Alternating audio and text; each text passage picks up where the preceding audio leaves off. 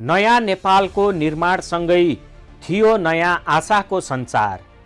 तर मुलुक झन्झन दलदलमा फस्दै नागरिकका गर्दनमा असुरक्षाको तरवार। सियो होस् वा विमान खरिद, यिनीहरूले गर्नै पर्ने भ्रष्टाचार। मुलुक छ, नागरिक छन्, नागरिक दिगदार किनकि खोइ सरकार।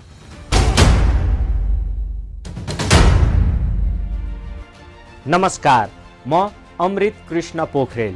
यो हो नागरिकको प्रश्न खोइ सरकार। भ्रष्टाचार, दुराचार, अत्याचार, हाहाकार, बलात्कार अनि चित्कार कहिलेसम्म? सोध्ने तर कसलाई? सरकारलाई सोधौं त खोइ सरकार, कहाँ छ सरकार? नागरिक दिगदार। त्यसैले आउनुहोस्, जबसम्म भन्दैन जिम्मेवार, एकै स्वरमा प्रश्न गरि नै रहौं, खोइ सरकार। एउटा भारतीय विज्ञापन बस्थ्यो टेलिभिजनमा केही समय अघिसम्म। त्यसमा बालबालिकाहरू कुराकानी गरिरहेका सुनिन्थे। उनीहरू भन्थे, हाम्रा क्रिकेट खेलाडीहरू पनि अचम्मका छन्, खेलेको पनि पैसा पाउँछन्। हाम्रो मुलुकमा नागरिकहरू पनि त्यस्तै सोच्दै होलान् हिजो आज, तर फरक सन्दर्भमा। खेलाडीले त मुलुकको नाम विश्वभरि फैलाउँछन्, रगत पसिना बगाएर मुलुकको प्रतिष्ठाका लागि मैदानमा भिड्छन्। तर हाम्रा केही माननीय भनिनेहरूले त संसदमा कुटाकुट गरेको, लुछाचुडी गरेको, कुर्सी भाँचेको, माइकको झटारो हानेको, एक अर्कालाई टोकेको, मुक्का लात गरेको पनि पैसा पाउँछन्। त्यो पनि नागरिकले रगत पसिना बगाएर तिरेको करबाट। संसद त हाम्रा केही माननीय भनाउँदाहरूका लागि एटिएम बराबर भएको छ। एटिएममा कार्ड हालेपछि पैसा आउँछ, संसदमा भित्र पस्यो कि पैसा आयो। हिजो आज संसद रहेन, यो त माछा बजार जस्तो भएको छ।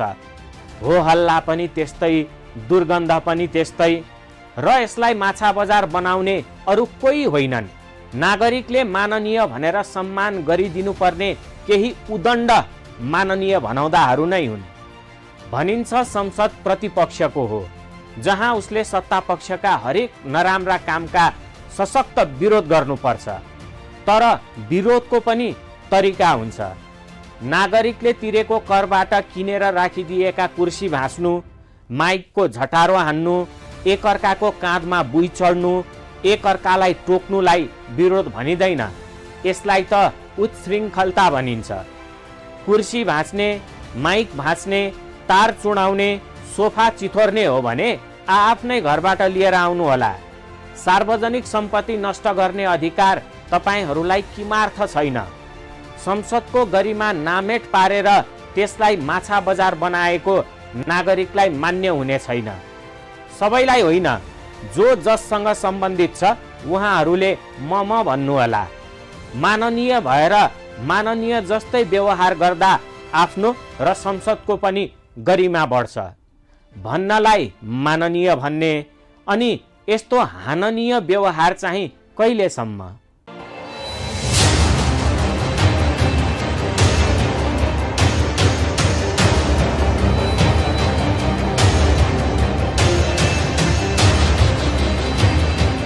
पटक पटक रगत पसिना बगाएर नागरिकले मुलुकमा परिवर्तन ल्याए र पछिल्लो पटकको परिवर्तनलाई लोकतन्त्र भनियो, जसमा नागरिक सर्वे सर्वा हुन्छन् र नेता भनिनेहरू सेवक।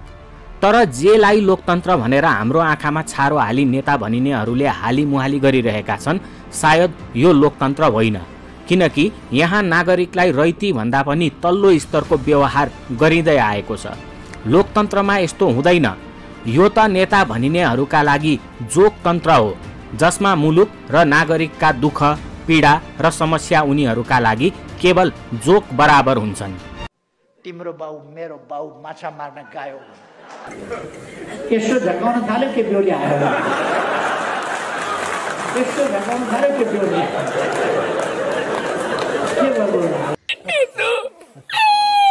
केपी होली केपी होली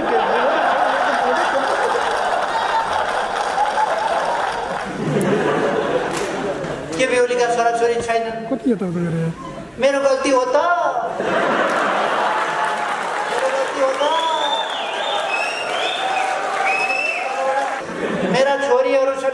गल्ती हो त होइन छोरी भएपछि ज्वाइँ हुने भए मेरो गल्ती हो त ज्वाइँ भएपछि नाति नातिना हुने भए मेरो गल्ती हो त तिनका लागि अलिकति बन्दोबस्त बाउ भएपछि गरिदिनु परेन मेरो गल्ती हो त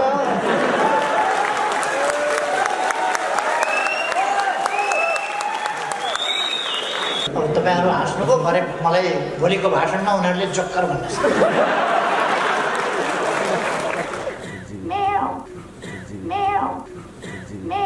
उनीहरूका लागि त यो खोक तन्त्र हो जहाँ माइक अघि उभिएर जति ठुला ठुला र झुटा कुराहरू खोक्न सक्यो त्यति नै लुट्ने सर्टिफिकेट पाउँछन् उनीहरूले। बोक तन्त्र हो यो उनीहरूका लागि जहाँ आफन्त र आफ्ना झोलेहरूलाई काँधमा बोकेर हिँड्न पाइन्छ। त्यसो हो भने नागरिकका लागि चाहिँ के हो त यो? हो, मुख्य प्रश्न यही नै हो। नागरिकका लागि भोक तन्त्र हो यो जहाँ नागरिकले एक छाक पेट भरि खोलेसम्म पनि खान पाउँदैनन् तर सर्वहारा वर्गका नेता हौं भन्नेका थालमा मार्सी चामलको भात। त्यसै गरी रोगतन्त्र हो यो नागरिकका लागि।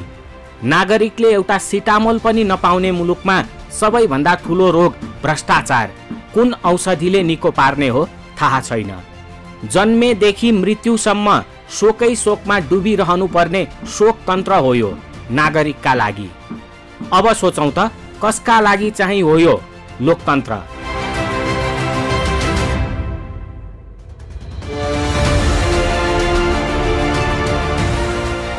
यही तन्त्रै तन्त्रका बीच केही वर्ष अघिदेखि एउटा अर्को तन्त्र थपिँदै आएको छ, ठोकतन्त्र। र यही ठोकतन्त्रलाई निर्लज्जताका साथ अघि बढाइरहेका छन् हाम्रा केही माननीय भनिनेहरूले। उनीहरूका लाजमर्दो र घिनलाग्दो हरकत देखेर नागरिक प्रश्न गरिरहेका छन्, के यिनीहरू माननीय भनेर सम्मान गर्न लायकका रहे त? उत्तर सजिलो छ, यस्ता केही उदण्डहरू माननीय होइनन्, हाननीय बनेका छन्। जोसँग न राजनीतिक संस्कार रह्यो, न विचार र दृष्टिकोण रह्यो, न कुनै सिद्धान्त रह्यो, न त कुनै नैतिकता नै रह्यो। उनीहरूसँग छ त केवल आफू माननीय हौं भन्ने दम्भ र माननीय भन्ने शब्दप्रतिको अज्ञानता। त्यस्तै एकजना माननीय भनिनेले केही समय अघि आफ्नो सोचाइको स्तर यसरी छताछुल्ल बनाएका थिए। त्यो समयमा यदि खड्को ओलीलाई यसरी नै छोड्ने हो भने यो नेपाल खाइदिन्छ है, खाइदिन्छ है। त्यसैले मेरो आग्रह चाहिँ के भने कोही नाथुराम गोडसे आवश्यकता पर्यो है अब यो देश बचाउनको लागि। कोही नाथुराम गोडसे बन्न तयार छैन भने म बन्ने कि? अब यस्तो चेतनाको स्तर भएकालाई माननीय कसरी भन्ने? यो त केही समय अघिको कुरो हो। हिजो आज यस्ता माननीय भनिनेहरू संसदमा यस्ता चर्तिकला देखाइरहेका छन् जसमा उनीहरूलाई लाज नभए पनि हेर्नेलाई भने लाज लागिरहेको छ। संसदमा कुर्सी तोडफोड गर्नु त राजनीतिका लागि आवश्यक योग्यता जस्तै भइसक्यो उनीहरूका लागि। लछार पछार गर्ने, एक अर्काको टाउकोमा चढ्ने, मुक्का हानाहान गर्ने, गाली गलौज गर्ने, एक अर्कालाई टोक्ने त प्रवृत्ति नै बनिसकेको छ। अनि नेपाली नागरिक आशा गरेर बसेका छन् यिनीहरूले मुलुकलाई स्विट्जरल्यान्ड बनाउँछन् भनेर। यिनीहरूले त संसदलाई नै कुस्तीको अखडा बनाइसके। तपाईहरू कुस्ती नै खेल्ने हो भने जानुस् टुँडी खेलमा। जुन कुर्सी उचाल्दै पछार्दै गर्नुहुन्छ तपाईहरू, ती तपाईका पुर्खाले आर्जेर राखिदिएका होइनन्। ती त नेपाली नागरिकले रगत पसिना बगाएर तिरेको करबाट आर्जिएका हुन्। न त तपाईहरूलाई त्यहाँ कुर्सी तोडफोड गर्न पठाइएको हो, न त ती कुर्सीहरू तपाईहरूले तोडफोड गर्न पाउनुहोस् भनी राखिएका हुन्। आइन्दा यस्ता कुविचार आए भने कुर्सी घरबाटै लिएर आउनु होला। त्यसपछि चाहे त्यसलाई भाँच्नुस्, उचाल्नुस्, पछार्नुस्, चाहे आगो बालेर ताप्नुस्, नागरिकलाई कुनै टाउको दुखाइ हुने छैन। तपाईहरूका सबै कुराका ठेक्का गरिब नागरिकले लिएका छैनन्।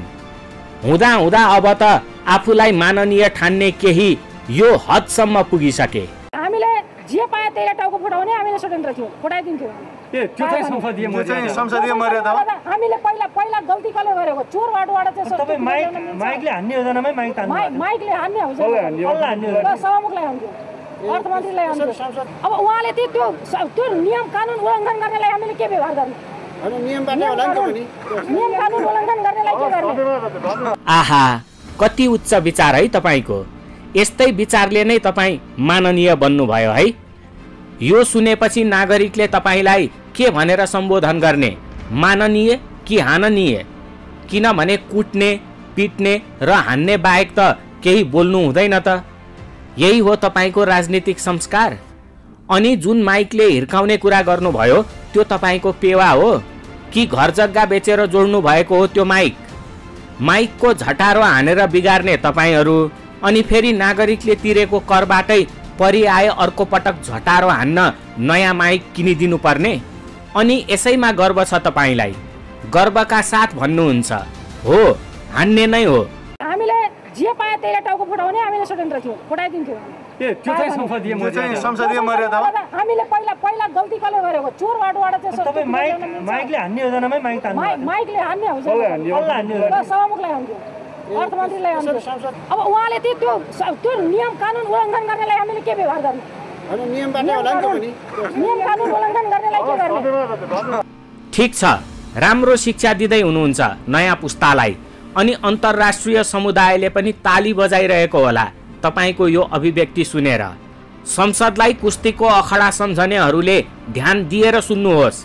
तपाईँहरू मर्यादित भएर पेश आउँदा संसदको गरिमा बढ्छ। वाद विवाद गर्नुहोस्, सवाल जवाफ गर्नुहोस्, असहमति जनाउनुहोस्, गलत हुँदैछ भने त्यसका विरुद्ध सशक्त आवाज उठाउनुहोस्। तर त्यसो गरिरहँदा मात्र यो नबिर्सिनुहोस् कि तपाईँहरूलाई माननीय भनिन्छ र त्यो गरिमामय संसद हो, संसद। यस्तै प्रवृत्ति जारी राख्नुभयो भने तपाईँहरूलाई नागरिकले भविष्यमा माननीय होइन हाननीय भन्नेछन्। हेक्कार होस्।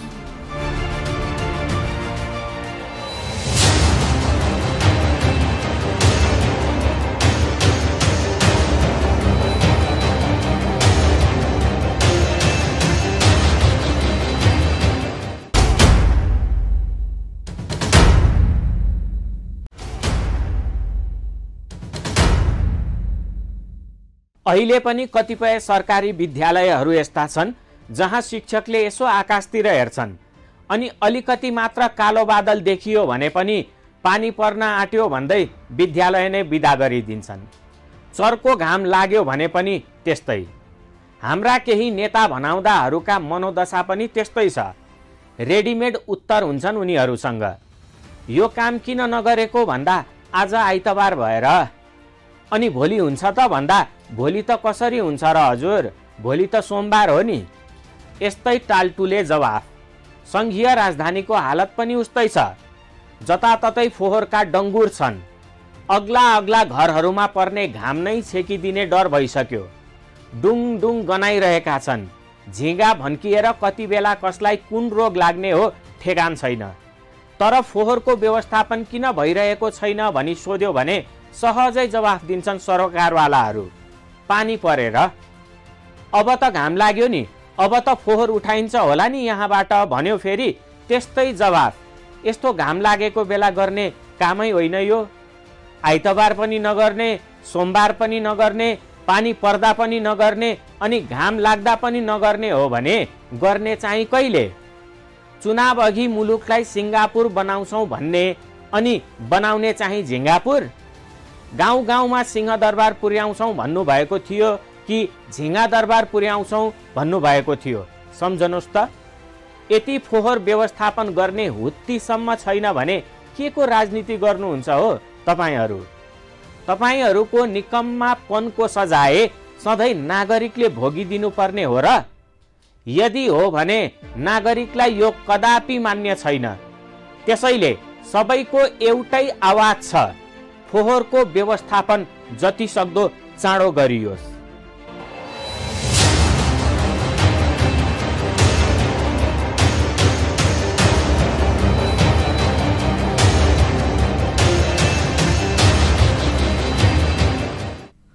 मुलुकको सङ्घीय राजधानीलाई नियालेर हेर्ने हो भने यो कुनै पनि कोणबाट राजधानी जस्तो नदेखिए पनि केही कुराका लागि भने राजधानी जस्तै देखिन्छ। धुवाँ धुलोको राजधानी, खाल्डा खुल्डीको राजधानी, फोहोरका डङ्गुरको राजधानी, अनि यस्तै यस्तै। विकास, सेवा सुविधा र व्यवस्था त उही सम्झिने पानी छम्किने भने जस्तै। यस्ता फोहोरका डङ्गुरलाई देख्दा देख्दै पनि नागरिकले मानिदिनु पर्ने अरे मुलुकमा तीनै तहका सरकार छन् भनेर। खोइ कहाँ छन् तीनै तहका सरकार? तीनै तहका सरकार भएका भए अवस्था यस्तै हुन्थ्यो होला त। फोहोरमाथि फोहोर थुप्रिएका छन्, झिँगा भन्किरहेका छन्, दुर्गन्ध आइरहेको छ। पानी परेका बेला यही फोहोर यत्रतत्र बगाएर लैजान्छ। स्थानीयलाई हिँडडुल गर्नमा समस्या भइरहेको छ। एकातिर कोरोनाको कहर त छँदैछ, त्यसमाथि यिनै फोहोरका डङ्गुरले अन्य रोगहरू निम्त्याउन सक्ने खतरा पनि उत्तिकै छ। तर हामी नेता हौँ भन्नेका आँखाले यी फोहोरका डङ्गुर देखेका छैनन् र उनीहरूका नाकसम्म यसको दुर्गन्ध पर्न सकेको छैन। परोस् पनि कसरी? उनीहरू त स्वघोषित भिआइपी न परे। चिल्लो गाडीमा कालो सिसा लगाई भित्र एसी चलाएर वरिपरि लावा लस्कर लिएर हिँड्दा यस्ता फोहोरमा कसरी आँखा पर्थ्यो त? अत्तर छर्किएको चिल्लो गाडीभित्र बस्दा यसको दुर्गन्धले उनीहरूलाई के नै असर गर्छ र? भयभरको समस्या भोग्नुपर्ने त नागरिकले न हो। उनीहरूले त आफ्नो निकम्मापनलाई ढाकछोप गर्न खोइ कहाँ छ दुर्गन्ध, कस्तो मगमग बास्ना आइरहेको छ भन्न पनि बेर छैन। अनि उनीहरू नै उफ्री उफ्री चिच्याउँछन् मुलुकलाई सिङ्गापुर बनाउँछौँ भन्दै। शासक महोदयहरू कान खोलेर सुन्नुहोस्, तपाईहरूले मुलुकलाई सिङ्गापुर होइन झिङ्गापुर चाहिँ बनाइ छाड्नुभयो। गाउँ गाउँमा सिंहदरबार पुर्याउँछौँ भन्नुहुन्थ्यो। सिंहदरबार त त्यस्तै हो, गाउँ गाउँमा झिङ्गादरबार चाहिँ पुर्याइ छाड्नुभयो। पानी पर्दा पानी पर्यो भन्दै फोहोर व्यवस्थापन नगर्ने, घाम लाग्दा घाम लाग्यो भन्दै फोहोर व्यवस्थापन नगर्ने हो भने तपाईहरू काम चाहिँ के गर्नुहुन्छ? सरकारी काम कहिले जाला घाम नै त होला नि, होइन? यति फोहोर व्यवस्थापन गर्नसम्म पनि सक्नुहुन्न भने अरू त के गर्न सक्नु होला र खोइ तपाईहरूले?